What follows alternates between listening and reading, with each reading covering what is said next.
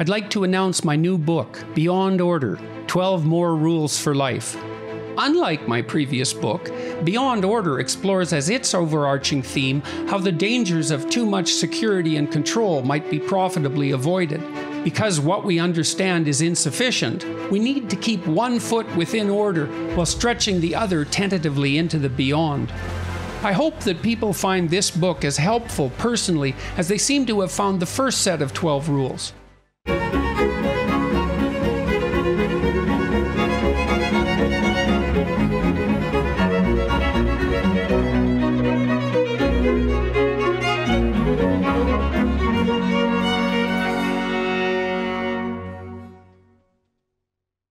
I'm pleased to have with me today Mr. Stephen Fry, who's been described by more than one of his compatriots as a national treasure. If you want to develop a quick inferiority complex, I would recommend going and reading Stephen's Wikipedia page. He's a prolific actor, screenwriter, playwright, journalist, poet, intellectual, comedian, television presenter, advertisement presenter, magazine author, autobiographist.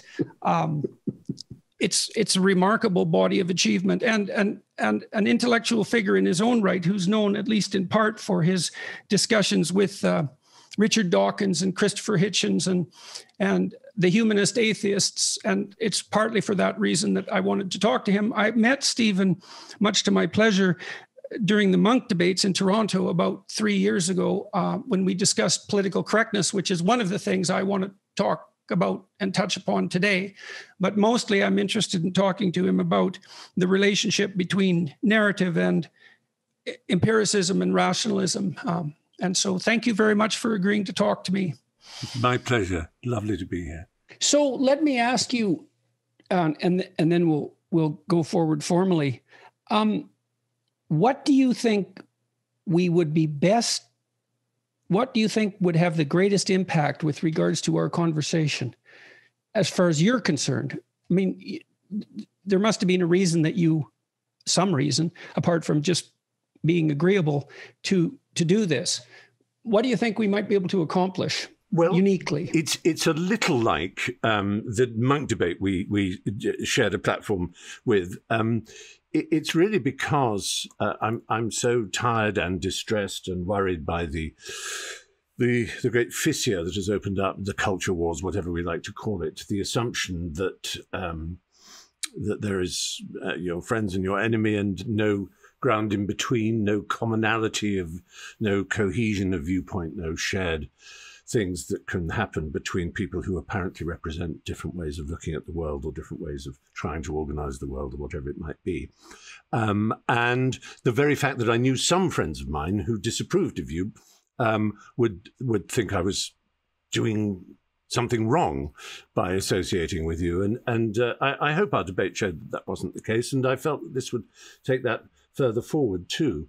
I do think the last best hope for our society, in whichever way you want to look at it, whether you want to look at it as some version of the West being able to stand up to the pressures put upon it by China and Russia and other countries that are less interested in liberality in economics and in the traditional political sense of liberality or kind of open society or whatever you want to call it, that if we continue to fracture and we continue to find enemies amongst our own kind so much, then really it's a very, very sad look at. I mean, I'm hardly the first person to say this, but and I think you are, a very interesting thinker and writer and talker.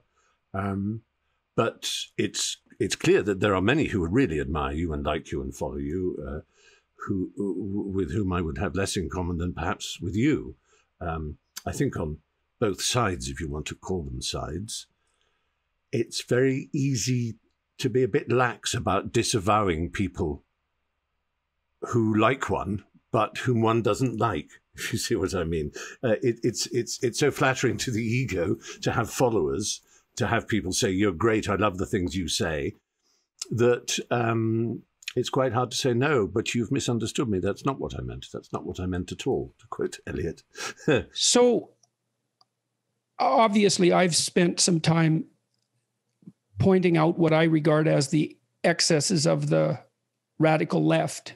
I've certainly spent no shortage of time pointing out the excesses of the radical right in my classes, particularly, but I'm not publicly known for that specifically. It's my resistance my resistance to certain maneuvers on the side of the radical left that propelled me into the public eye.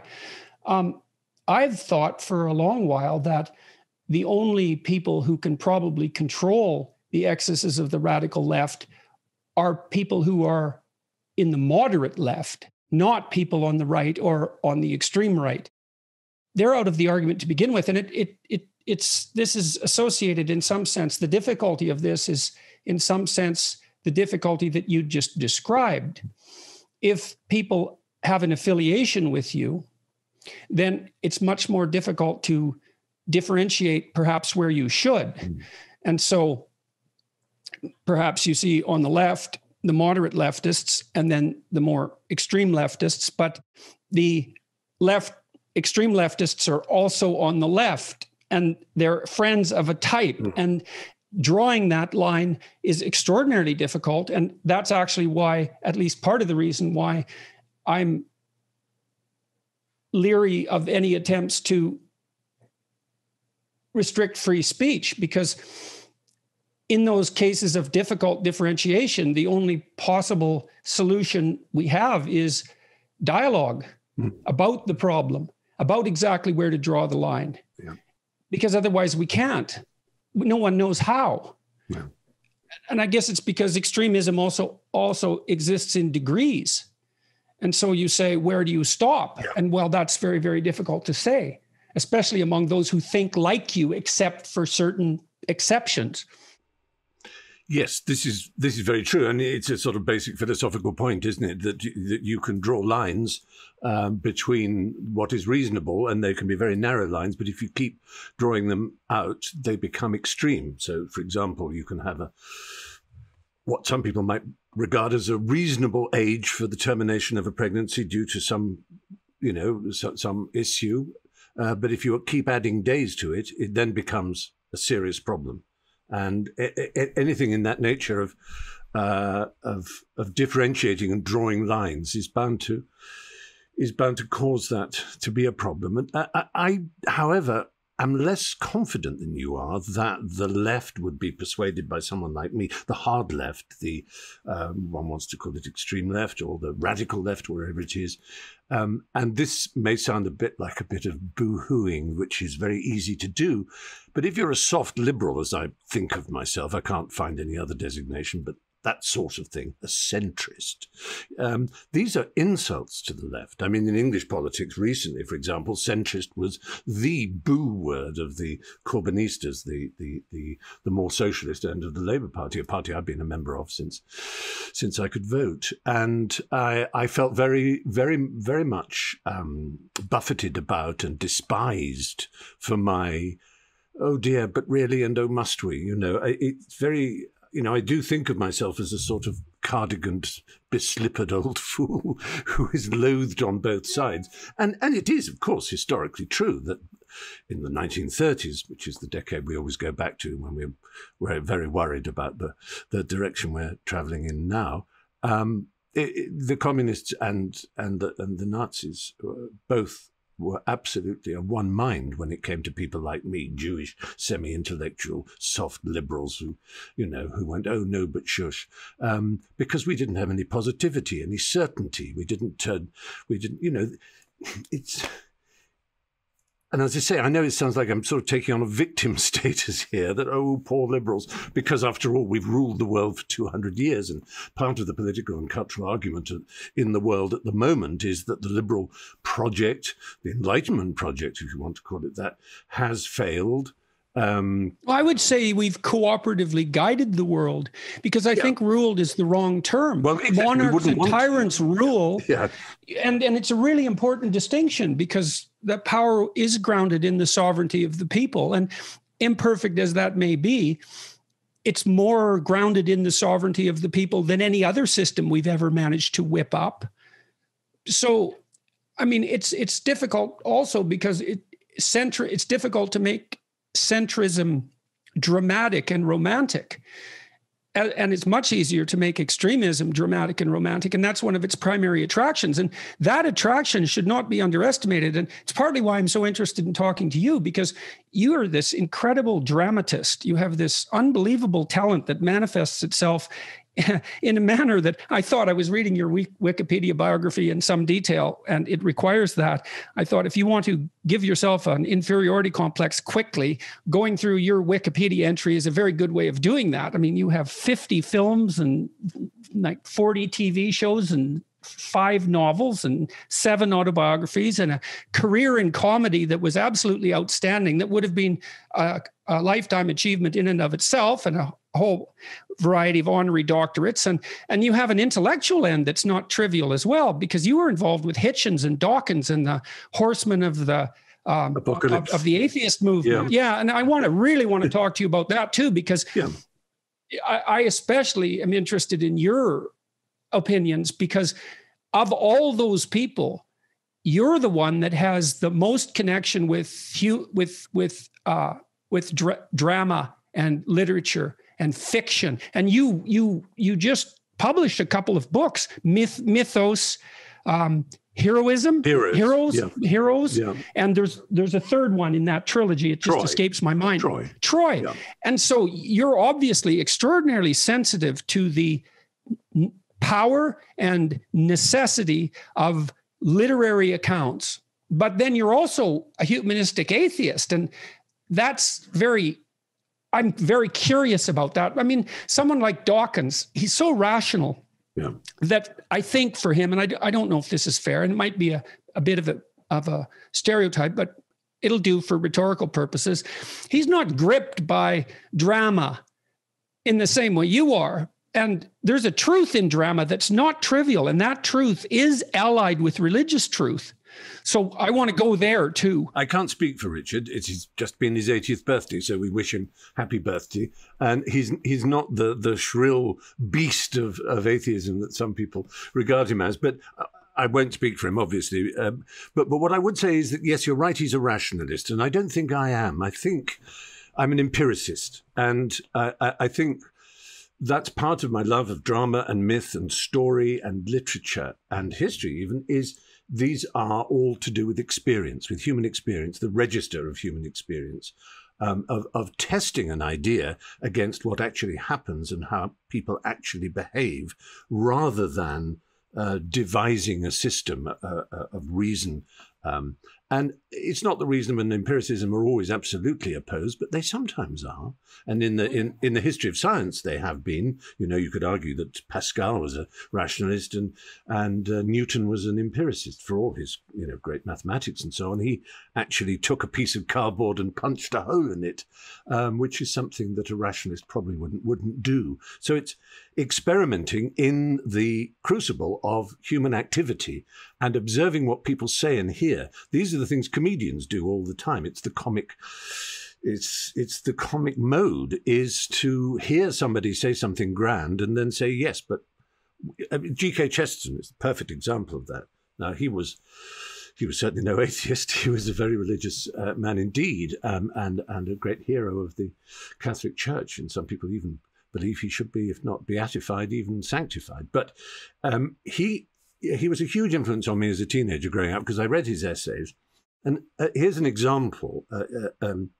He opens an essay by saying, I read in the newspaper the other day this following sentence: at the trumpet call of Ibsen and Shaw, modern woman rises to take her place in society. And I thought to myself, this is very good news, very encouraging. I wonder if it's true. Let's see. Now, who's a modern woman? Oh, Mrs. Buttons. She comes in to clean every Tuesday and every Thursday. She lives in Clapham. She comes on the omnibus and she scrubs the floors, and she has 3 children. And if I say to myself, at the trumpet call of Ibsen and Shaw, Mrs. Buttons rises to take her place in society, I realize the sentence is not only nonsense, it's pernicious nonsense. And that's a sort of almost comical example, really, of saying you don't trust an abstract statement. You do not trust someone saying A plus A equals 2A, because there is no such thing in the universe as A. And although we're all capable of doing substitutional metaphorizing or algebra, as it were, with ideas, the fact is it's much better to say one thing of something that is real that we know plus another thing of something that is real that we know and have experienced is two of those things. Once you start abstracting, and that's what rationalism often is. It's going off on an algebraic journey, which can produce beautiful thoughts and ideas and beautiful schemes. But for me, it is beating that out on the anvil of human experience is the absolute key. And it's a long intellectual tradition, empiricism, and I think we're in danger of losing it in a way because... Okay, I want to unpack three things that you just said that are very, very complicated. So the first thing you did was draw a distinction between rationalism and empiricism. And you associated Dawkins more with rationalism and yourself more with empiricism. Yes, not entirely, but yeah. No, fair enough. Just as example. And you did that in an attempt to also describe the effect or influence or consequence or reason for your interest in drama, or for the fact that drama grips you. So I want to start with the distinction between between empiricism and rationalism, so everyone listening understands. So walk us through that first. Well, empiricism is an intellectual tradition of using experience or trial and error or experiment to prove or disprove or to investigate an idea. So if you have an idea, I mean, a perfect example is in the 18th and 19th century, a lot of women were dying of childbirth, appalling deaths, what we would now call septicemia. The babies and the mothers were dying, and nobody knew why, because there was no germ theory. Nobody had an idea that there were these tiny things that could infect our systems. So people tried to reason, and they said, well, maybe it's the smell because it's a bad smell around. There was a miasma theory. And other people just said it was God, or other people said that it was some moral quality on the part of the women. But a man called Semmelweis in Hungary, Ignaz Semmelweis, tried lots of different experiments. He chose a certain number of people to do different things on what we've now called cohort testing, or not quite random double-blind testing, such as used as in medicine to prove the efficacy of something. But eventually he got a group of medical students who were attending on these births to wash their hands before doing it. It was an almost random thing to do. And suddenly the death rate dropped. I mean, absolutely plummeted. And the reward for Semmelweis? He was sent to a madhouse. Because nobody believed where he died, I believe. Because the rationalists said there's no reason that could be right. But a true empiricist would say it almost doesn't matter what the reason is. The fact is it's repeatable and verifiable. And even not understanding, because it took later till Koch and Pasteur and microscopes could show what the process was. He actually did end up in a and he's a hero man. I actually went to Budapest to go to the Ignaz Semmelweis Museum in Buda, just to sort of pay homage to this remarkable man. And I mean, it's a bit unfair on the doctors. They had no reason to know, if you like, but that's the point. They had no reason to know. An example we all deal with of empiricism, which can be very annoying, is in insurance. What's called actuarial tables, or actuaries, are people in insurance companies who look at the statistics. And if they discovered that when your name is Jordan, you are 10% more likely to have a car crash, you would pay 10% more of premium on your insurance. And it's no good you saying, but why? They would just say, those are the odds. That's the empirical truth. That's the epidemiology of accidents, if you like, is that people called Jordan, or more famously, of course, actors pay more. And you can then try and look for a reason, and that's a very valuable thing to do. Of course, we all want to know the reason. But sometimes I think there is a beauty in testing and looking and seeing and trying things out and experimenting. It's not to discard reason. The two go together in terms of finding out the truth. So how do you associate that with your interest in literature and your clear recognition that the dramatic end of existence is valuable? Well, I suppose in an obvious way, all literature people, literature snobs, some might say, will look at politics. I mean, all through my life, I've looked at people like, I don't know, Margaret Thatcher, or indeed, on the other side, Gordon Brown, and thought, if only they read Shakespeare. Why do people read books of political philosophy and books on this being a good idea, on, how parliamentary history, without actually reading about how humans behave and seeing how evil and good are played out in drama? Because I think not just literature, but ceremony and ritual are extremely important in understanding everything. And you don't have to be religious to believe in ritual. I love liturgy. I love church liturgy. I'm absolutely passionate about hymns and psalms and the Eucharist and the language of it.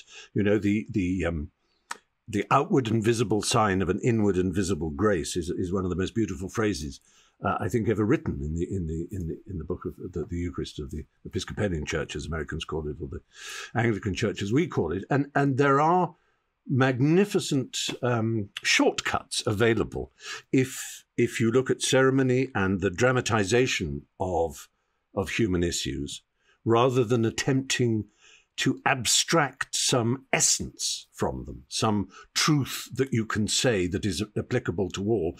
It's, in a sense, we're all children who have to be shown puppets before we understand. Do you know what I mean? Does that make sense? Yeah. I've stopped. Sorry. No. Well, it's just stopped and made me think. I mean, the reason I got interested in religious thinking, I went down the pathway that you're describing. Mm. I mean, that's why I got interested in religious thinking, because from a psychological perspective, I mean, the first thing that I realized, and I believe this is what you just pointed out, is that there are truths embedded in fiction, for example, or in spectacle, ritual, drama.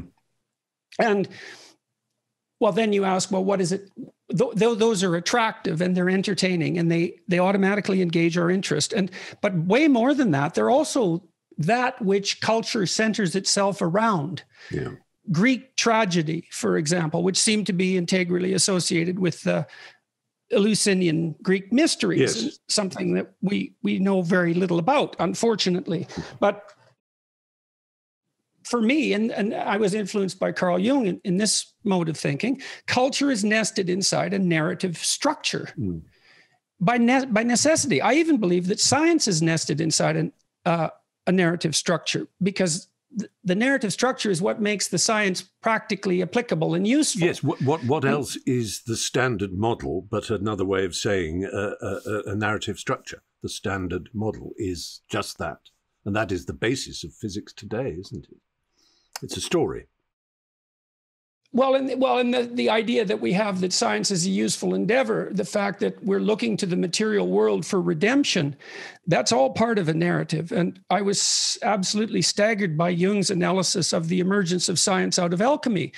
And his notion was that the alchemical tradition was a 2,000-year-old dream, a narrative dream, a counterposition to Christianity with its emphasis on abstracted spirituality, suggesting that what we lacked could be found in the depths of the material world. And that was, and yes. So there was this motivational dream that if we paid enough attention to the transformations of matter, we could find that which would confer upon us eternal life, infinite health, and wealth.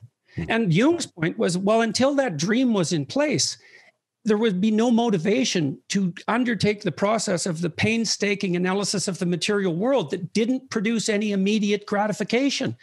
And it took thousands of years for that idea to assemble itself with enough force so that we could start to have scientists. So the narrative was operative thousands of years before the before the technical process was instituted, and it laid the groundwork for it. And I also found that highly credible. And maybe also took that time for the brain of humans, if you believe Julian Jaynes, and I kind of do in a metaphorical way. I don't know if you know his book. Yes, I do. I'm sure you do, yeah. That maybe, our brains weren't even capable of processing in that way around the time of between language and writing, that sort of time. We were finding ways of describing the world to the Egyptian. I believe I'm right in saying this is the derivation. El-Chemet, the magic, became alchemy, which then became chemistry, and it became drilled down into an investigation. But first, you had to believe that there was a chemet, there was a magic inside everything, inside substance, to which we could be tuned. Yes, right, a redemptive magic. Yes, if you like. Mm-hmm. And this is not to repudiate science and numbers. And a very good friend of mine, who was a priest, said, physics is a theology that makes machines work. And there's some sort of truth in that. And I love, for example, the story. I tell it in a footnote in Mythos, but it's very, very early on in Greek mythology, when the primal entities, the primal deities are Uranos, the sky, or Uranus, as children we love to call him, and Gaia, the earth, who mate. The sky and the earth mate is a common theme in what they call a mytheme in lots of different myths, as you can imagine. The sky and the earth mate, and they produce whatever is in between, the zone which we inhabit between sky and earth. And that next generation are called the Titans, of course. But and there's the famous story of the birth of Zeus. His father, the Titan, eats all his children, and the mother, Rhea, is determined that the last child, Zeus, shouldn't be eaten. So she goes and gets a rock from close by where she lives on Mount Orthrus, and she covers it in swaddling and hides it under her legs, and then makes the noise of childbirth. And Kronos, the Titan, comes, thinks it's a new baby, swallows it whole, and the actual baby is then born on Crete and becomes Zeus, the leader of the next generation of gods. But the stone she takes is from Magnesium in Greece, which is near Thessaly. And it's a stone that the Greeks had noticed had a very extraordinary property, which is the most interesting property that any object can have on Earth and is very rare, and that it can attract things remotely from a distance, that without there being a physical force connecting them, apparently, a piece of fluff or paper could fly towards this stone from Magnesium. And so stones that have this property are named after that part of the world. They're called magnetites, and from magnetites we get magnets. And the story of magnets and how magnets were then joined by Thomson and Faraday and others to make and Maxwell to make the electromotive force that allows you and me to talk the way we do, and to use that action at a distance, which science is brilliant at turning into extraordinary magical machines. The Greek for at a distance is tele, so it's telecommunication, telephone, television, and teleporting. Anything that goes from one distant, telegrams and and so on, telegraphs, and that is the. And gravity is the same thing. Something moves and there's nothing between it, and it makes us thrill. And science can do that. And what we've never found a way to do is, or at least what we try to find a way, is to do the same with our fellow people. But our fellow people are, the world is surprisingly stable. There's magnets around the place, and there's gold and there's stuff, and you dig it up, and you can do terrible damage to it, as we have. But we have moved from small groups to clans to tribes to nations to this strange myth of a nation and so on. And the individuals within it are much less controllable than the objects around us. And yet we can control those objects so superbly that it gives us an idea that we have a special place and a special power. And it's, I suppose, really what we want to do is to reconnect ourselves to the same motive forces that are thrilling, like magnetism and electricity, that exist in also all throughout nature, that we look at. You know, which of us can't honestly almost sob with joy when spring happens and you see that once again these leaves are being pushed out of dead branches and blossoms there and insects are flying towards them. There's this fantastic process going on. And somehow we've allowed ourselves to feel outside it, as if we are special. We've given ourselves a godlike status, which is very dangerous, I think, and very foolish. And the more I look back, the more confidence I have in looking forward. I suppose that's one of the other reasons I love myth so much. So, all right. So you described yourself as an empiricist, and then you started to talk about the attraction that the mythological and narrative world has for you, and some of the reasons for that. But you also differentiated between you and Dawkins to some degree. And so, well, I'm curious about why. I'm as I said, I can't speak for him, but you used the word rationalism, and I understand originally, that. and I don't have any particular points of disagreement with him. I'm really fond of him. He's a friend, and I only feel sorry sometimes that, and this is a cheap point. It's, you know, well, most of us are a bit fed up with this attitude that it's all about presentation. And I could argue that Richard's presentation, his passion is real. His love of science is real. His love of the joy and the wonder of discovery is real. He's written books on wonder, which is a huge and marvelous and much underexplored human quality. And a primary religious instinct. Yes, and yet science has shown us, and it really just can't be contested, that we are part of a continuum of life. DNA demonstrates this. The DNA we share, not just with our close ape-like and other mammals, but also with plants and flowers that also have DNA. And as we know, so do viruses. And yet, or RNA, and yet, I think it's fair to say that blackbirds don't look at the sunset and go, my God, that's so beautiful. Did you see that? I want to paint it. I want to remember it. How is it? You know, this sense of literally of marveling. It's the only world we know. When we're born, we don't think, of course, there are 70,000 other globes with much better sunsets. This is the only thing we've ever seen, and yet it staggers us. It surprises us. We're surprised by what is the case, to use the phrase that Wittgenstein loved. You know, the case is everything around us. And we don't know another one. And yet we go, wow.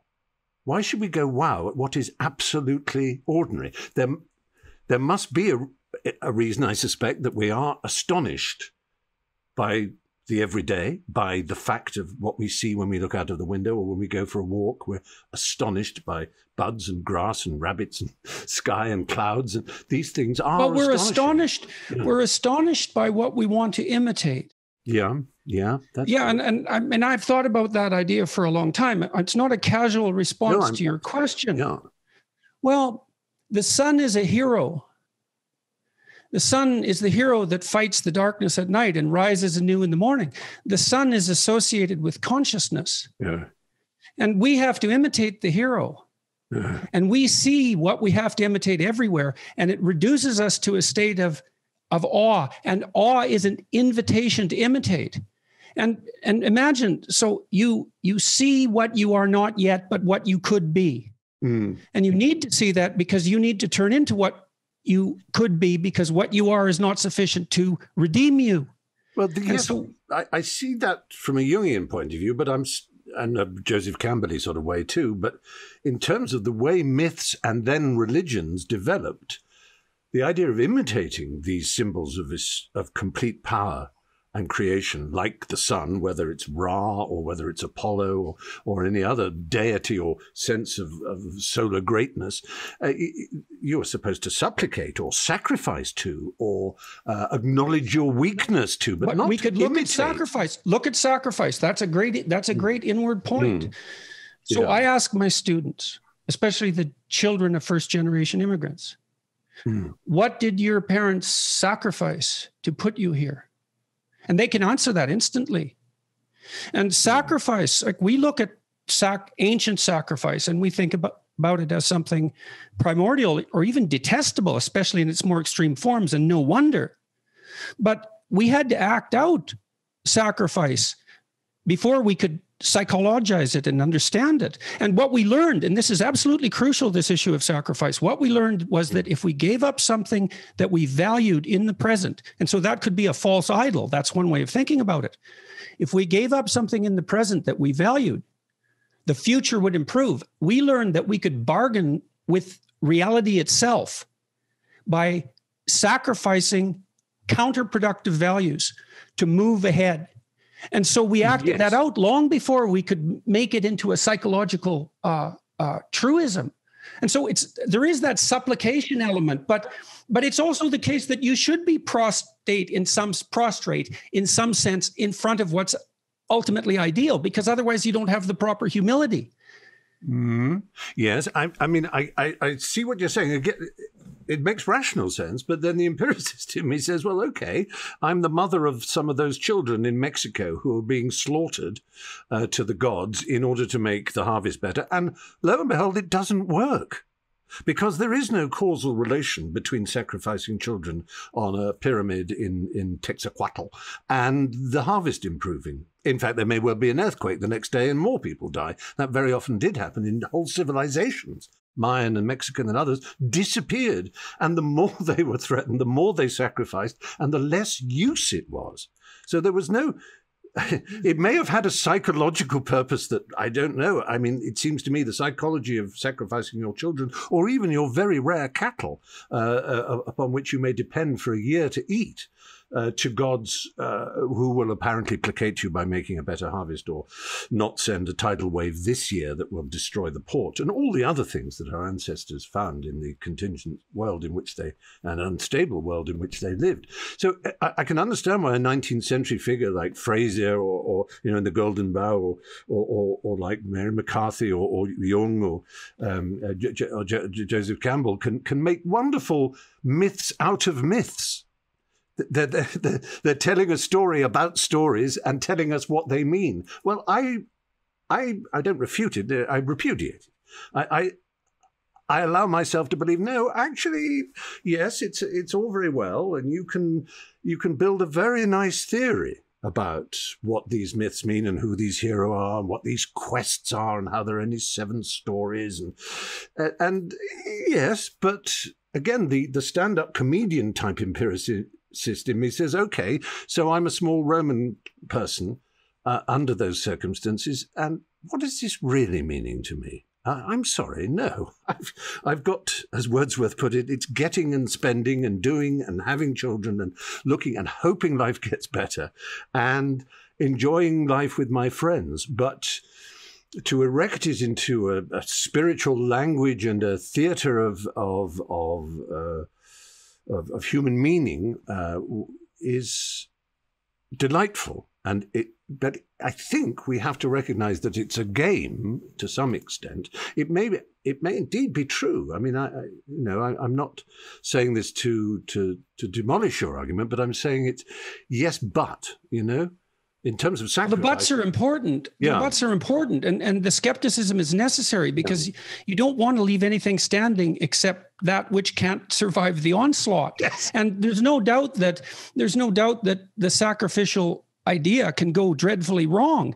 And but I would say that that's in the nature of the attempt, because it's obviously the case that sometimes you make sacrifices towards a certain end, which is clearly an attempt to bargain with the future as if it's something that can be bargained with. Yes, but sometimes that works and sometimes it doesn't. And later, after that, the cultures of sacrifice around the world, there came a new system where it was the gods who sacrificed themselves, which is like the Christian myth, or many of the dying and reborn kings in various myths that James Fraser in particular wrote about. And there Christ ransomed himself, as it was. So suddenly it's as if humans said, this sacrifice is getting us nowhere.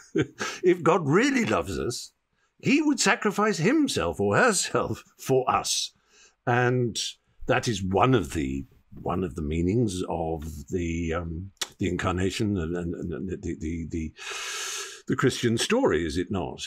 And it's not unique in any way. There are many other stories of divine figures being sacrificed to save the society in which they make themselves flesh.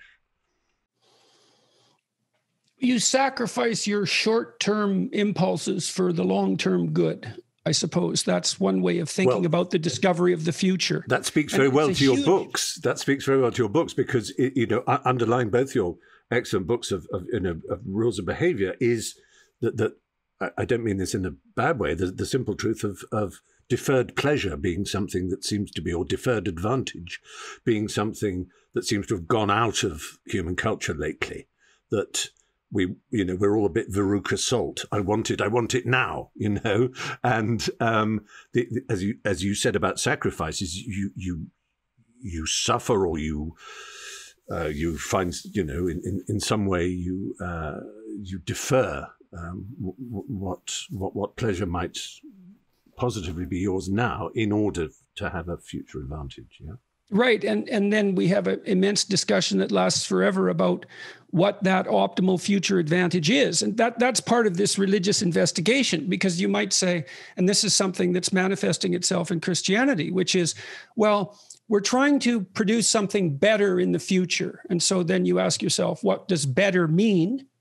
That's the first question. And what does the future mean?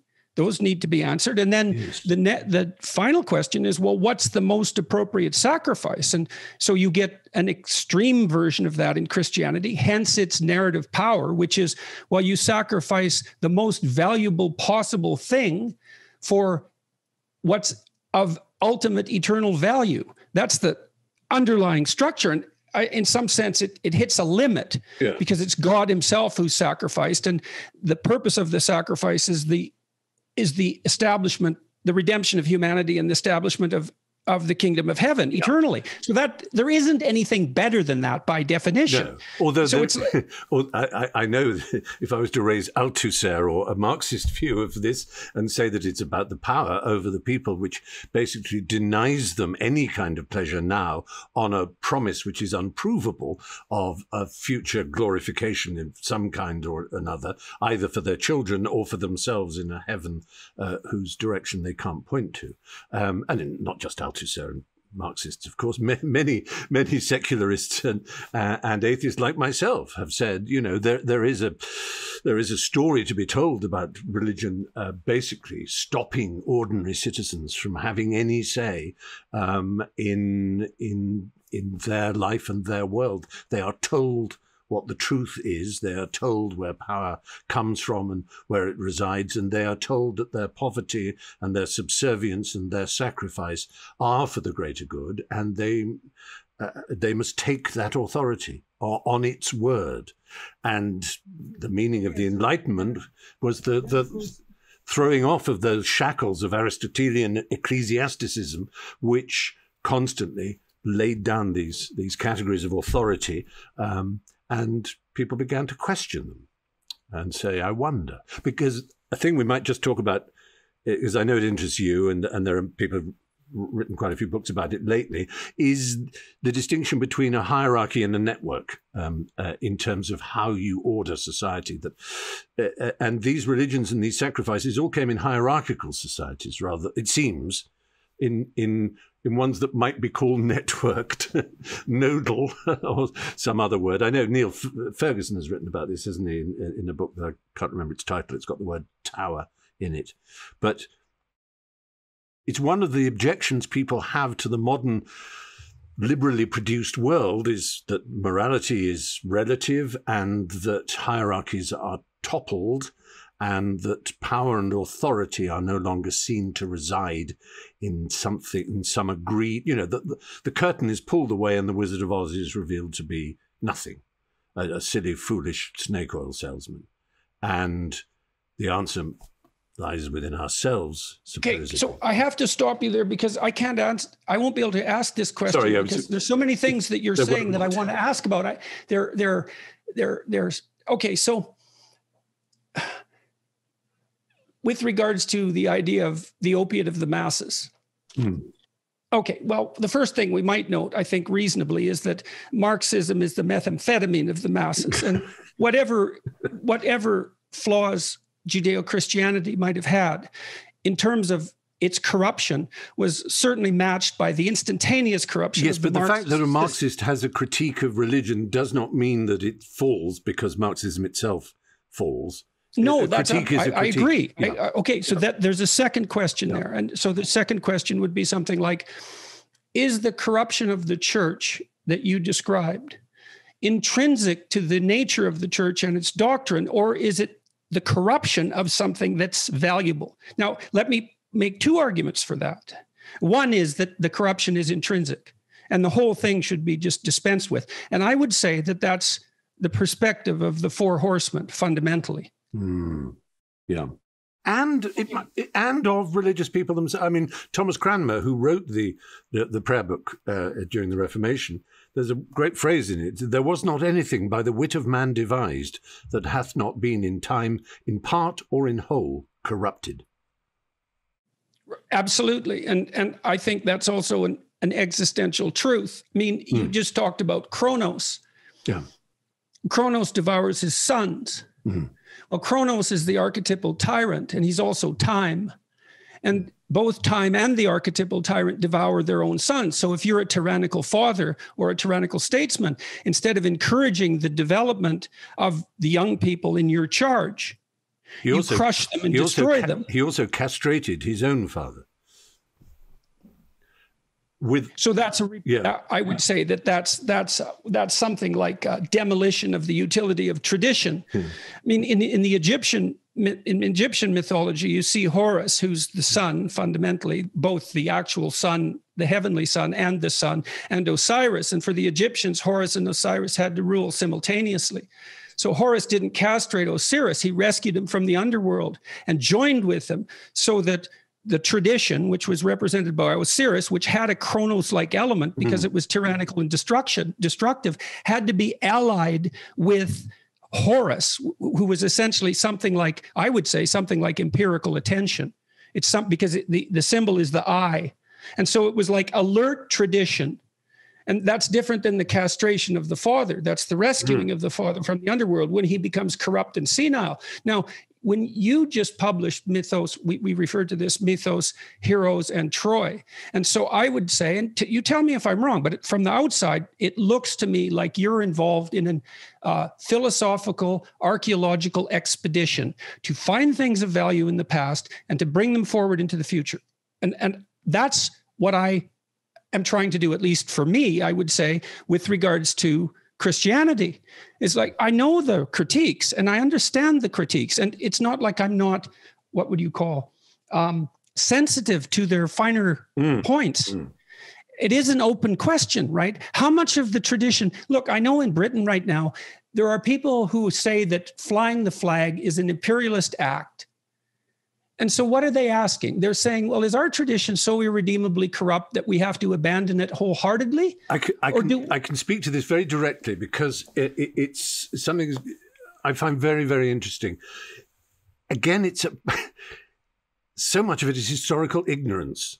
For those who are obsessed with the flag and the politicians who want to fly the flag, I would urge them to read Rudyard Kipling, who is supposed to be, in some people's eyes, the poet and bard of British Empire, of the Raj, the spokesman for this very thing. There is a scene in one of his masterpieces, Storky & Co., a book set in a school, where a politician comes to the school to give a speech, and he has a flag, and the school children are outraged, absolutely horrified. This takes place in the second year of Gladstone's 5-year premiership, at the absolute height of the British Empire. The Queen is on the throne. She's, her crown and her flag are fluttering all over the world. And these boys are at this special school, which is actually a kind of a feeder for the British Empire. They'll all be sent out to fight in Afghan wars and in India and in the Boer War later on. And Kipling describes how they die. But the idea to them that anybody would dare to wave a flag and ask them to value it was so disgusting they could barely speak. It's a very extraordinary passage where he describes their horror at this politician using the flag and claiming to own it. He makes the point that one's relationship to one's country is intensely private. And it may be that one has great love for it, but that it's a love that is complex and confounded with all kinds of disappointment and hatred and fear and shame, as well as love. And it is one's own thing. But to fly it and to wave it and to say that it means this is a lie and an imposition on the personal experience of those boys in that story. And I would urge everyone to read that, because it comes from a surprising source. It's no accident that the best writers... Would you say the same about burning it? Is it the same kind of... Because you just offered a balanced account, because you said, well, if you're sensible, let's say, and that your feelings for your country, so let's say your feelings for your tradition or your regard for your tradition, is a complex mix of emotions from abhorrence and shame and contempt to love, that entire distribution. Okay, that seems to me to be appropriate. And my sense is that that's expressed mythologically by two figures of tradition, one, the wise king, and the other, the evil tyrant. And all cultures are a meld of both, although to a greater or lesser degree, because you get purer forms of tyranny and purer forms of benevolent rule. Okay, hopefully. I think that's a reasonable proposition. Okay, so it's complex, but you're willing to accept that complexity. But what I see, and maybe this will tie us back into the political discussion that we sort of started this off with, is that in radical movements, radical critical movements, and I think I place the atheist horseman in that category. The love is not there. The respect is not there. The pointing out of the flaws is there, and the contempt is there. But the attempt, that's not good enough. Look, if you read a piece of literature, you want to dismiss that which is no longer relevant and extract out that which is crucial. Yeah. That's critical reading. Yeah. But the purpose isn't to dismiss. No. Fundamentally, the purpose is to mine. No.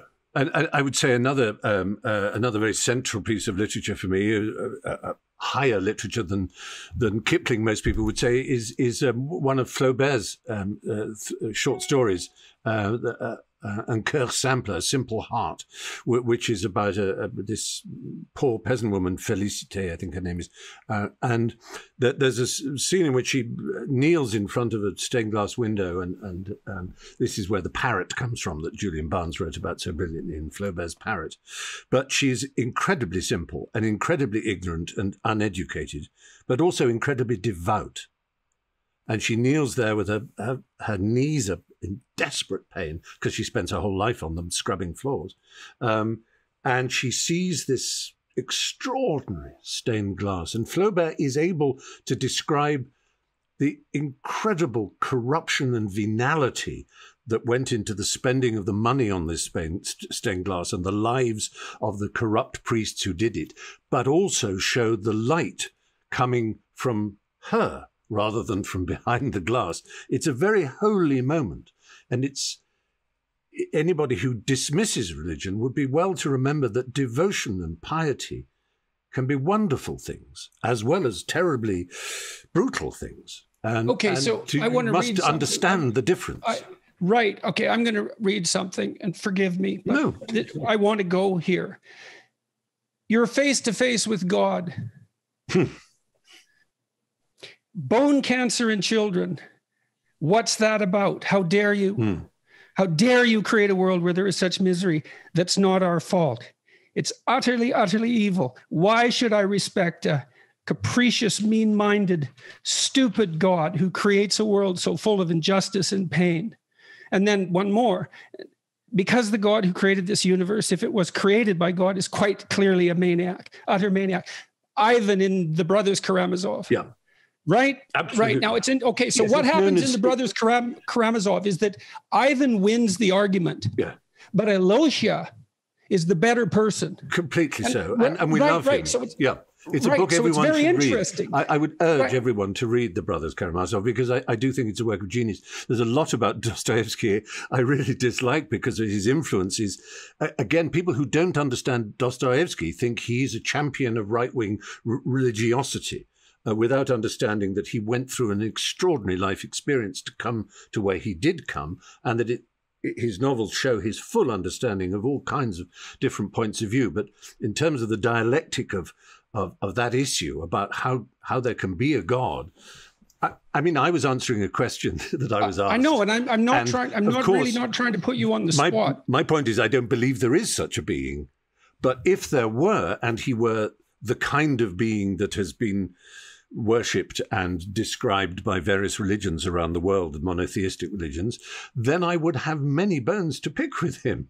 But of course, I don't believe there is such a thing. But the argument from evil, as it's known, is a very old one, and it goes back through medieval religious figures as well as later humanists. That this idea that it is very hard to square this loving God who has knowledge of every hair on our head and adores us and adores little kittens, but he also, as I say, bone cancer in children, but also life cycles of insects whose whole aim is to burrow into the eyes of children in Africa and lay their eggs there and cause blindness for those children. I mean, you could quite easily picture a universe in which there weren't such an animal, and in which children were not sent blind with pain and horror by the various bugs and fungi and insects and viruses in the world. It isn't necessary. There's a worm in Africa that burrows under the skin, and it's longworm. And if you can pull it out with a pencil and wrap it, but it breaks, it's fragile, and then it gets infected. It's a terrible thing. And a doctor recently made it his life's work to eradicate that and did it successfully. Yeah. And so then I read what you wrote, and I take it very seriously. I wasn't throwing it in your face. No. I brought it up actually because of what you said about Flaubert's attitude. Because what your statement lacks is exactly what Flaubert highlighted in that woman on her knees. And I'm not saying this is a simple solution, right? And I would say, so let's take the argument you made there. And there's a direction that goes in that's nihilistic and resentful and vengeful and angry and all understandable. Yes. But to me, it doesn't look to me like there's anything good in it. It looks like it's entirely counterproductive. It makes the problem it purports to have been generated by worse. Mm-hmm. So then the question is, what's the appropriate attitude given that the argument you make is actually an extraordinarily powerful argument? And I don't know the answer to that, but I do know, I think that resentment and anger, and even the motive that would make you want to say that to God himself, I think that's probably not helpful, even though it's so, well, I came to that with great difficulty. I mean, I've had my reasons to be resentful and angry, especially recently, and because I'm suffering a lot of pain. Yeah. And it makes me resentful and angry and wanting to shake my fist. Yeah. But I found upon intense consideration that there was nothing in that didn't make it worse, and that therefore that must be wrong, even though it's justifiable, right? Jordan, I completely understand. And you must remember that my response was to a question I didn't see coming, and it was amused. It was because I don't believe in this God. It's not an issue. I'm not really resentful and angry about the fact that there's evil in the world. I'm sorrowful very often, and I'm united in my admiration for the fact and the real belief I have that most people fundamentally, given this dysfunction or this deep trauma, most people are so good, are so anxious to be good, are deontically good, have a sense of obligation and drive in them to be better than they are. I think that's one of the key things that I love about humanity, is not just that we are dissatisfied with things that are wrong and can be improved, but that with ourselves we are dissatisfied, and that most of us want to be better. I know that's true of me all the time. Every time I go off to sleep, I think, how did I screw up today? How can I be better tomorrow? Why am I so bad at this? If only I could manage that. In moral terms, genuine moral terms. I think that's an extraordinarily common experience, and very much under-noticed. Yeah. And part of the reason, as far as I can tell, that the talks that I've been giving, let's say, have had the effect that they've had, is because I do point out that that's an extraordinarily common experience. Yeah. That self-torture by conscience, and it does indicate this striving towards a higher mode of being. And the other question I have when I look at the response that I just read is that the amount of the world's evil that's a consequence of our voluntary moral insufficiencies is indeterminate. So you might say, hypothetically speaking, that as part of God's creation, we actually have important work to do. And if we shirk it, the consequences are real. Yeah. And you might say, well, that's just an apology for God. And perhaps that's the case. And perhaps there's no God at all. And so what the hell are we talking about? But I do think it's an important issue. I mean, your life is characterized by a stellar level of constant productive creativity. That's you, and you're offering that to the world, and that seems necessary. And maybe it's because the problems are real and important, and the role we have to play ethically is of paramount importance, truly. Yeah. Why else would we torture ourselves with conscience? And I would say that's the flowering of the religious instinct within you. Well, you could describe it as that, but then, there are phrases. I mean, you used a phrase earlier that I wanted to say, whoa, hang on, I'm not sure I know what that means, a higher mode of existence. I don't see... I remember having this argument with John Cleese, of all people, some years ago. He was a great lover of the Tibetan Book of the Dead and Gil Bran and people like that, and I've always found them slightly hard to take. And he talked about I think the phrase he used was a higher level of consciousness. And I said, I don't, and again, this is my empiricist thing. It sounds cynical and skeptical. It's not meant to be, but what level? Describe a level. What is a higher mode? Why higher? What's higher than another? Are you saying it in terms of animals? It's a view, it's an old-fashioned Huxleyan view of evolution that most modern, Richard Dawkins, for example, most modern evolutionary scientists and so on, the ethologists would deprecate, to say that there is a higher level of being, a higher mode of consciousness. Is it just like saying, well, you're better educated, you've read more, you know more? Is it you've somehow been enlightened, a Verklärungseffekt, as the Germans would say, which is not necessarily intellectual, but is somehow spiritual? And if so, show me an example of it. Show me someone who has a higher mode of existence than I do. I can answer that, I think, to some degree. Yeah, three ways. One, that higher mode of existence is what your conscience tortures you for not attaining. Right. Okay. I think so what my conscience tortures me for not attaining is that I was rude to someone yesterday and I shouldn't have been.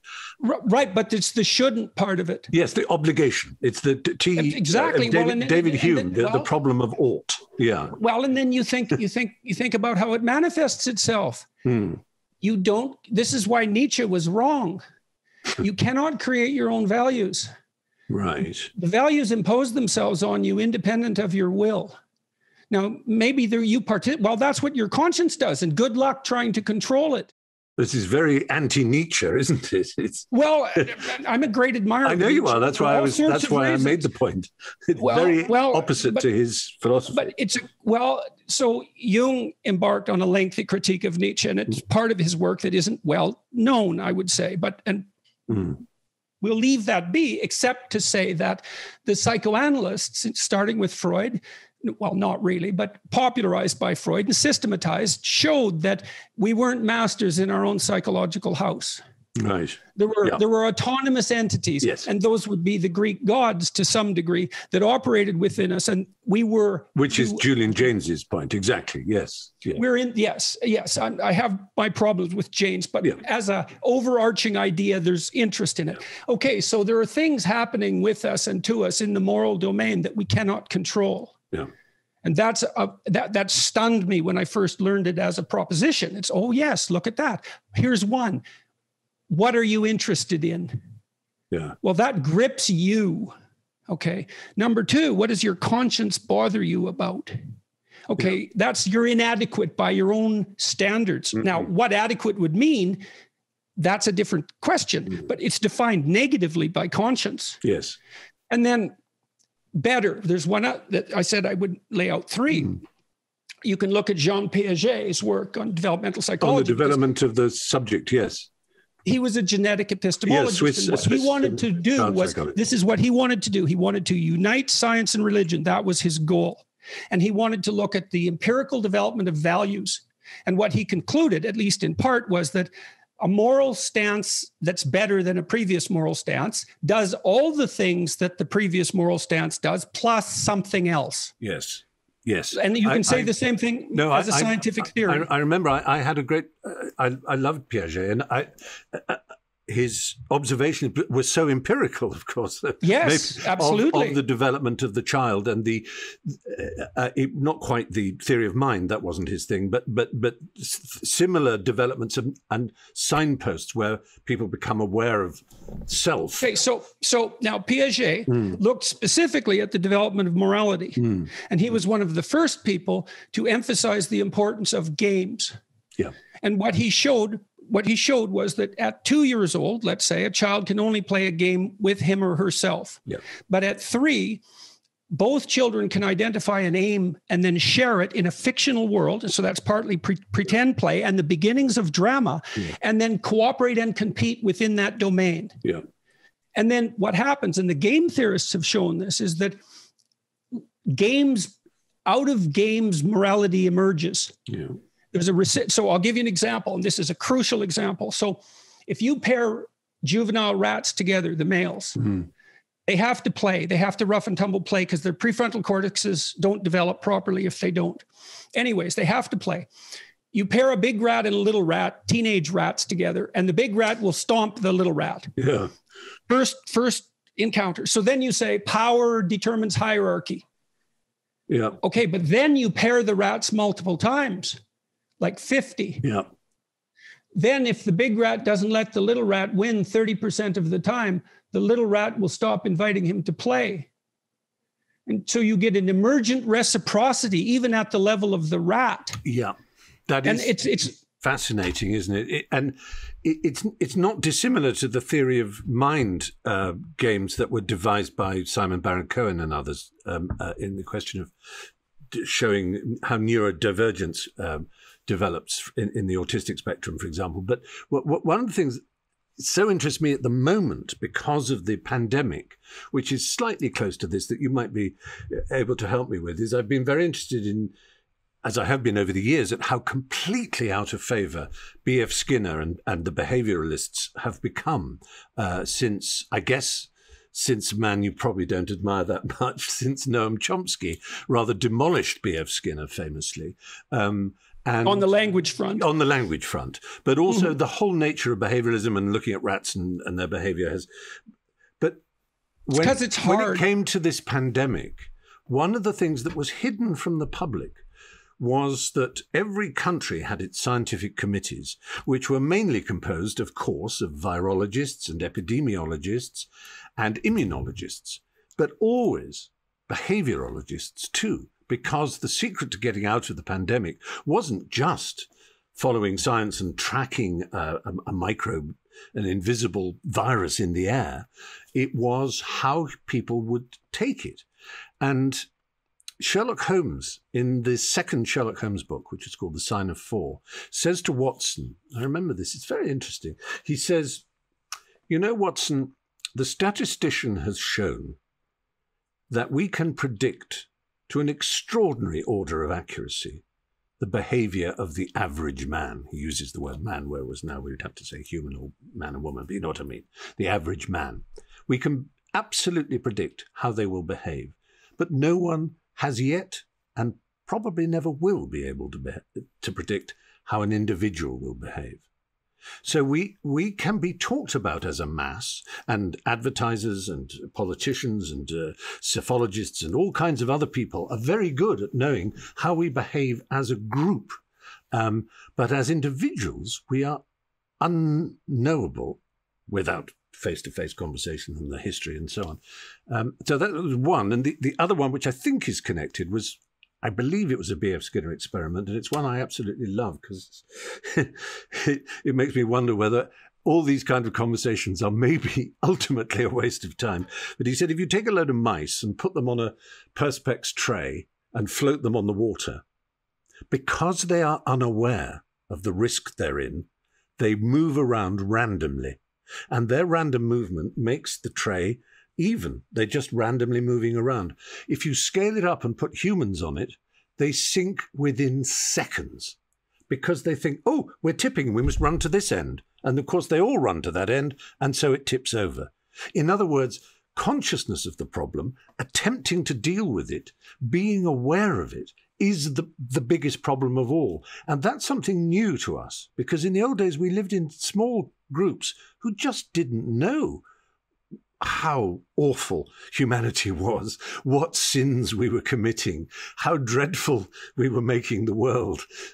It was only through the telecommunication and through the recent development of the global village, or whatever you want to call it, your countryman McLuhan, that we have actually become aware and are now likely to be running around in that tank and causing it to fall over. Whereas really we should just be unconscious and get on with living and randomly run about in our tank, and then we'll never sink. Does that make sense? I want to answer the behaviorist question. It's transformed into behavioral neuroscience and affective neuroscience and being taken over primarily by the biologists. Yeah. And part of the reason it's vanished is because it's become more and more difficult to do animal experimental work for all sorts of reasons. Yeah. And because it requires a tremendous amount of technical expertise. Right. So, but the theory of conditioning has also vanished with it. No, it's transmuted and become more sophisticated and been incorporated into all sorts of theories. The most outstanding behaviorist was Jeffrey Gray, and he wrote a book called The Neuropsychology of Anxiety, which is an absolute work of genius, and it's very heavily influenced by the Skinnerian tradition. Right. I want to tie something back again, and I've been poking you about this, and I don't want to stop yet. Back to the distinction between you and Dawkins. Because I see you as a border figure. You've got one foot in the rationalist, humanist, atheist, empiricist world, firmly planted. But then there's the artist in you, which is a major part of your personality, and obviously a part that's incredibly productive and very well received, and that has an intellectual end as well.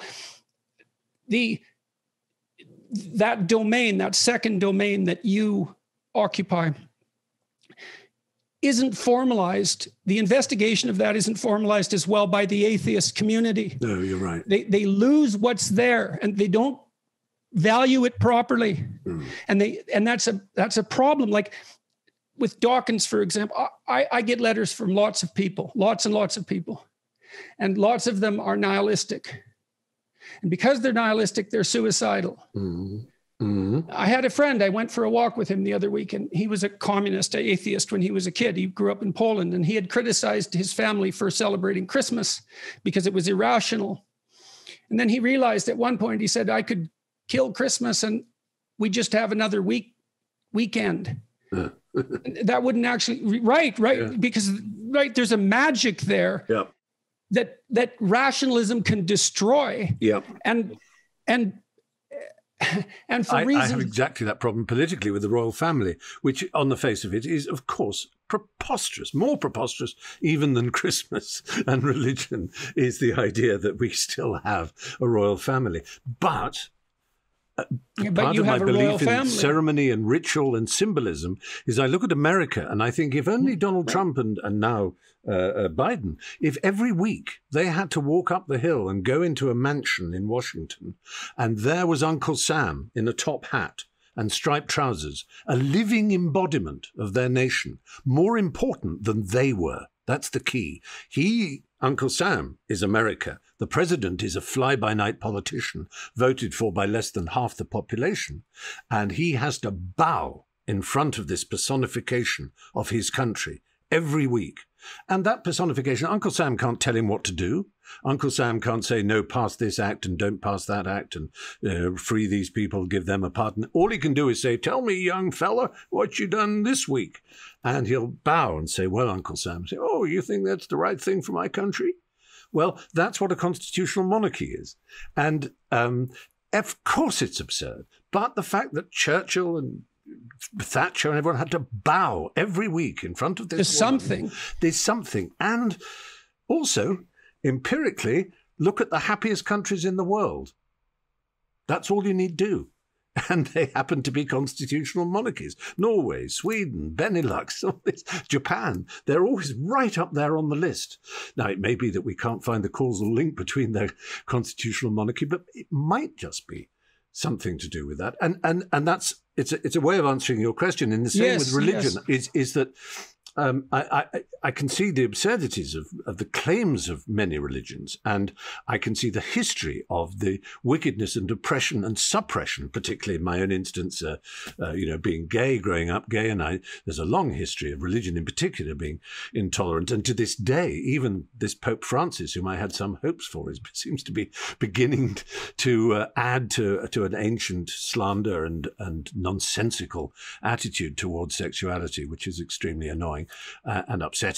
But, I kind of, that doesn't mean I throw the whole baby out with the bathwater. I can see, in the same way that I don't believe in Greek mythology, in actual fact, I don't believe that on Olympus Zeus lived there with his wife Hera, but I do believe Hermes and Hera and Zeus live within us.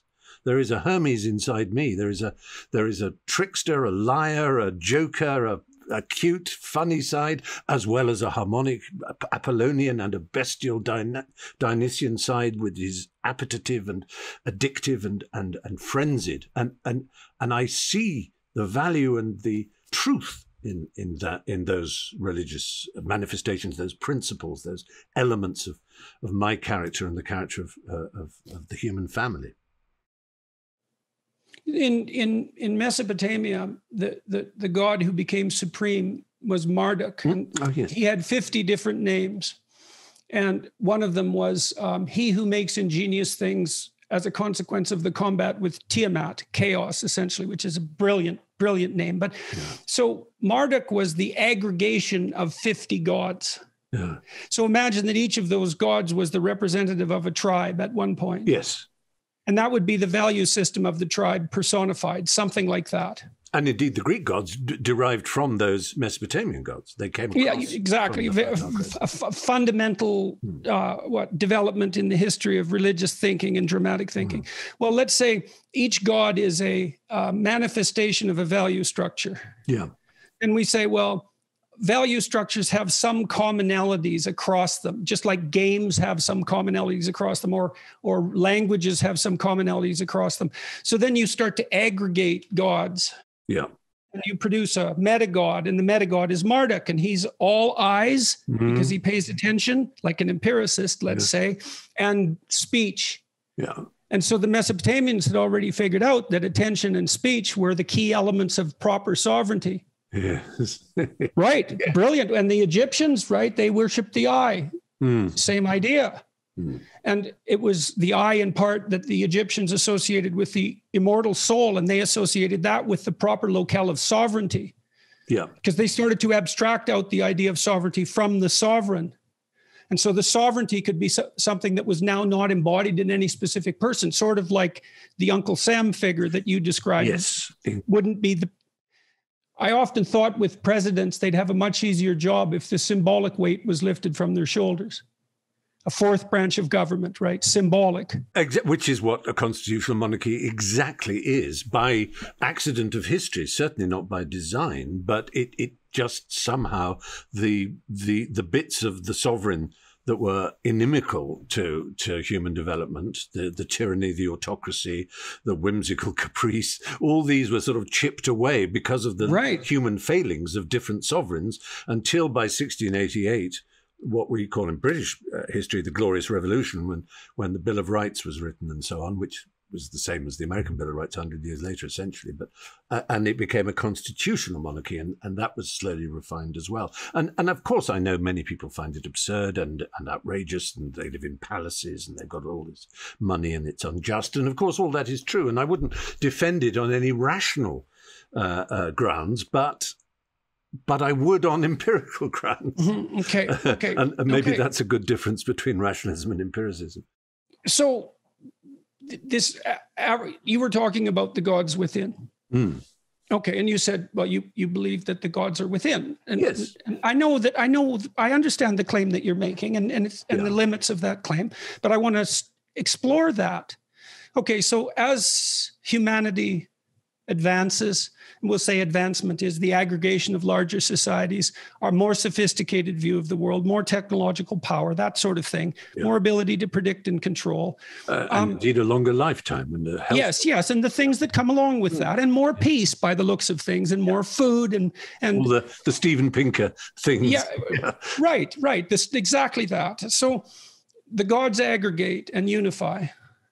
That happens across as cultures collide and integrate. The gods integrate and unify. It's the battle between the gods in heaven. That's the parallel development to the battle between tribes for dominance on earth. But it's an integrative process as well as a submission process. Yeah. Okay, so those are within. Yes. Now you have an integrated God within. Yes.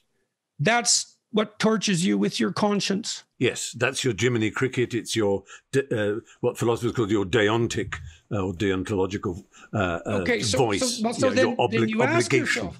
Yeah. Then you ask yourself, and this is a dead serious question. So imagine that people are exploring the moral domain, whose reality is blatantly obvious, but difficult to formalize. Let's say we're exploring the nature of the moral realm tentatively, and we develop more powerful and more integrated theories as we progress.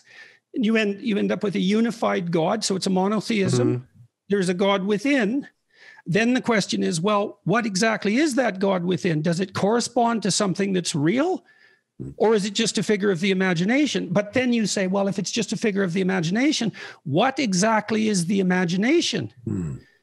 See, I think partly Christianity insists that this integrated God figure also had a real existence. That's how Christianity tries to solve this particular problem. Yes.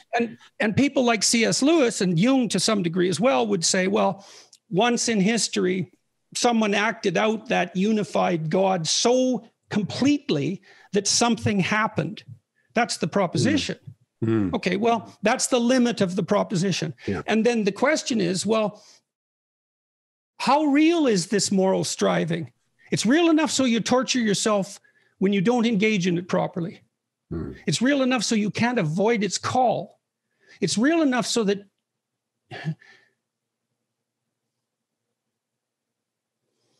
you can make moral errors that are so severe that you can doubt the validity of your own existence.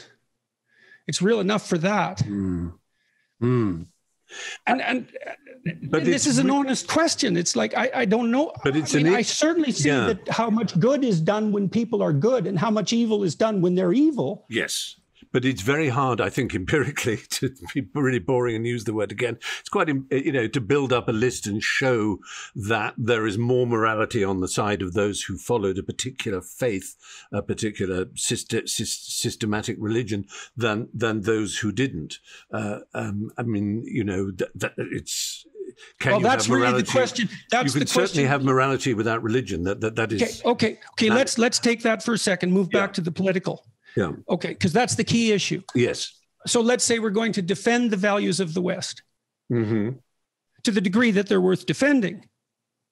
then we are making a claim that the inheritors of a particular tradition have something valid morally on their side, or we cannot defend that position.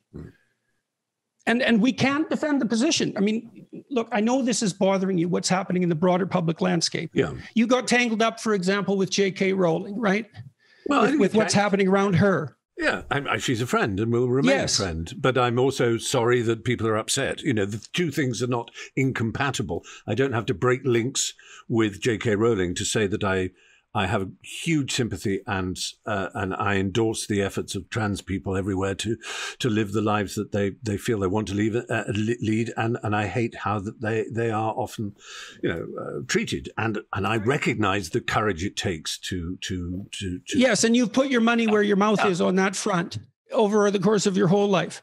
I've tried to, yes. Yeah. Yeah, so it's not just a claim. You can look at your biography and see that, yeah. but you're disturbed nonetheless at what's, let's say, there's something that's happening in our culture that's not sitting right with you. Okay, how do you defend the damn culture against it without making the claim that we do have something of, let's say, higher value that is the consequence of following a particular tradition? Yes. Because without that, you lose the argument instantly. Mm. I mean, I think a lot of it is to do with the necessity that we all have of redefining it. We have to remember that morality is a question of manners. It is literally what morality means. That our parents and grandparents had a very, very different and very firm sense of what was immoral. If the word immoral was used in a newspaper or by a person, then that person's immoral. It would have a sexual meaning. It would mean that they lived with someone with whom they weren't married, or they lived with someone of the same sex, or that in some way they were philanderers or loose in their morals, meant entirely to do with the bedroom. These were the unforgivable behaviors of a generation that close to us. We can still hug them if we're allowed to in the garden in COVID times. That's how quickly morality changes. So the idea of the culture is a false one. There is no the culture. It's not like a human version of a biosphere, even, I don't think. There is the state of things as now exist, but like when you were talking about religion and saying this, this God, that what religion has been brilliant at, and it's needed to be, but so has science, is redefining what God is. What God was in 1400, God was capable of doing remarkable things. He was answerable for everything. And we worshipped him for it. A couple of hundred years later, a few things had been taken away from him, and we could answer for traveling the world and knowing it and discovering how the stars actually were not holes in a black cloth, but maybe were celestial objects and then a few hundred years later. And similarly, science, we use the word cosmos. Well, cosmos used to mean a very small sphere of a section of the solar system. And now it's some infinite thing. And there may indeed be dozens of them, millions of them. Who knows, according to string theory and quantum theory and all kinds of Schrödinger's number and all the rest of it. Everything is redefined in each generation. So what is left that is absolute? And this is where religion has an argument with intellectual progress, because it wants to hang on to something that it believes is eternal and permanent and utterly always true. But there is no such thing. The morality... I did a debate with Christopher Hitchens, actually, about the Catholic Church and the people defending it when we attacked their attitude towards child sex scandals, said, well, in the 1960s, it wasn't such a big sin. And that is actually true. But it's not true coming from a Catholic whose whole point is that they are eternally true, that their morality is as true now as it was when St. Peter founded the church, that their enemy is people like me who are relativists, who say that there is no absolute morality, but that things change according to situation, circumstance, and knowledge. And so that is true of God. God alters every day. He adds a little bit of a quality here, or she does, and takes away another bit. Now no longer responsible for disease and no longer responsible for earthquakes, but may be responsible for something else. But it's a shrinking kingdom. And so the idea of there being an absolute and an eternal, it just doesn't seem to square with the way we have developed certainly over history, which is to say over the last 5,000 years, since we've been able to write things down. Before that, we can only judge how and who we were according to objects and artifacts and architecture. But since we've been able to write, it's pretty clear that the instability of, and I'm not saying this in a Derrida way of instability of meaning, although I do think you've misunderstood Derrida. I hope you've read Peter Salmon's biography, by the way. It might change your mind about him, but that's a whole other subject. Yeah, so I'm okay, so with you on this. Let's go back. Okay, so let's go after the eternal verities idea. Yeah, clearly religious conceptions shift. Although there's a core tradition that remains intact. Well, a tradition by definition stays intact. There's something that identifies it as the same entity across time. Yes, and right. Maybe that's even mutable. But I've looked for what might be regarded as eternal verities in the moral domain. So let me put a few forward. Yeah. The beautiful is more valuable than the ugly. Yeah. Yep. Truth is to be sought after in opposition to falsehood. Yeah. That's particularly true in relationship to the spoken word. The spoken word brings about remarkable transformations of reality itself. And it's for that reason that verbal truth is constitutive, but also of vital ethical significance. Doesn't that make it all the more important to look at the discourse beneath verbal speech, I hesitate to use the word, but to deconstruct it, or at least to attempt to look at the currents that run through speech, to see, and they're not all Derridarian or Lacanian or Foucaultian, whatever the adjective of Foucault is. They're not all about power. They're not all necessarily Marxist. The project, the Saussurian project and the others of looking at where language comes from, not just in a philological sense of derivation, but in a sense of where the discourses come from, is paramount, therefore. And so to say verbal, it's not just an utterance is in and of itself transformative, or if it is transformative, it might be wickedly so, or it might be negatively so, at least. Is that not right? Well, with regards to your point about the analysis of the narratives and even the deconstruction, I would say it depends on the motive.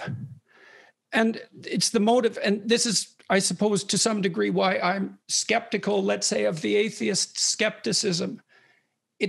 It's destructive. There's a destructive element to it. There's no archaeological redemption. But that's nothing to do with motive. You said it was all about the motive. Well, that's not necessarily the case, that it has nothing to do with motive. Motive's a tough one.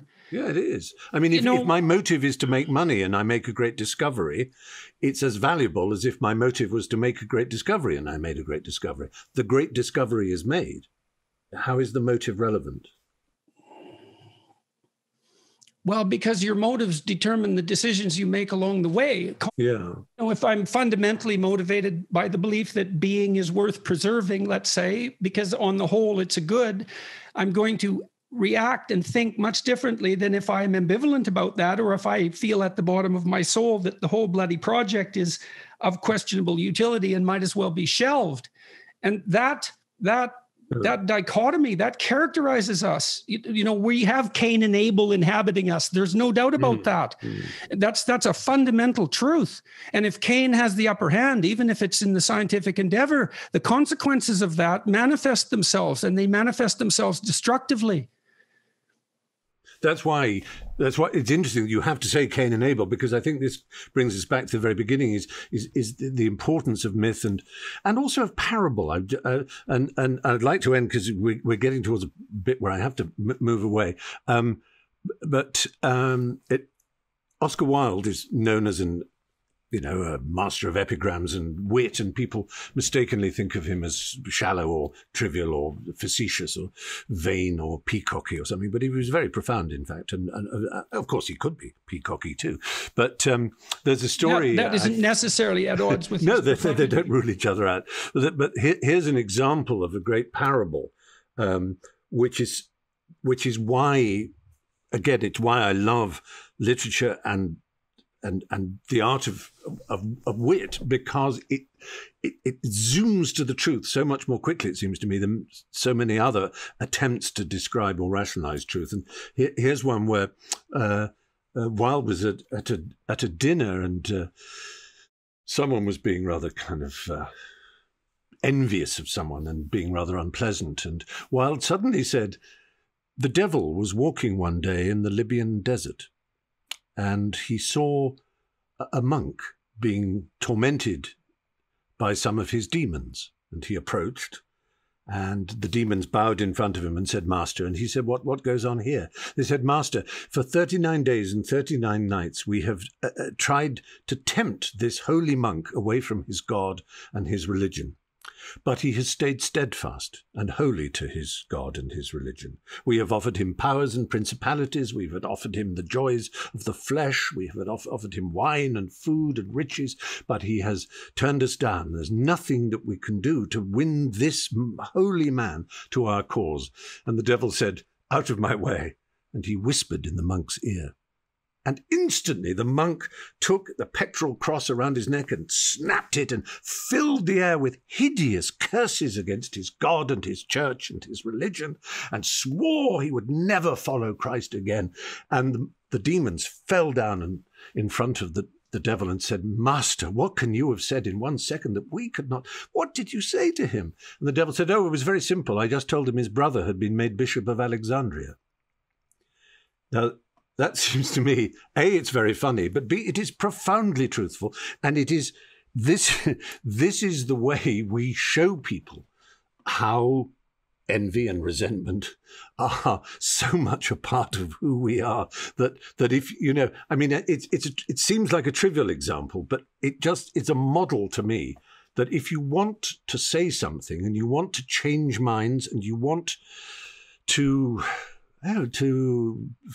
burn people with the flame of love and hope and connection that we all secretly believe in, that makes us gasp when we read poetry, or makes us feel what love is and joy and all the things that we're mostly too embarrassed to talk about because they're a bit soppy, but truly they matter more than anything else. We displace them on kittens and so on, but we really, really, we care about these things. And the way I think to bond people to it is not to talk abstractly about ideas necessarily, unless you're talking to someone who has the same reading as you. And that sounds a snobbish point, but unless you're talking to someone who's also read the same books, or at least has the same ideas as you, or is open to them, it just becomes a bit lectury. Whereas if you can tell a story instead, or a parable, that's, especially if it's funny or it's sexy or it's got some quality that just tickles, that strokes us, then you bring people to a connection and unfortunately most of the world who use the art of rhetoric and persuasion and do it for nefarious purposes, and maybe that's the key, is to try and build up, as you are doing, and I hope I'm doing in my own way, the value of story and looking deeply into the nature of characters within stories, that even though it's just a story, it might actually be a portal to something really profound that will touch you and change your life. That's just exactly the right place to stop. Good. I'm sorry it has to stop, but it's been wonderful. It's been me an hour too. and 3/4. I knew that we would. I was primarily worried about this conversation because there were so many things that I wanted to talk to you about. I didn't know what I would talk to you about. Well, we may have to have a second one in a few months. Yes, well, after we digest this one. Yeah.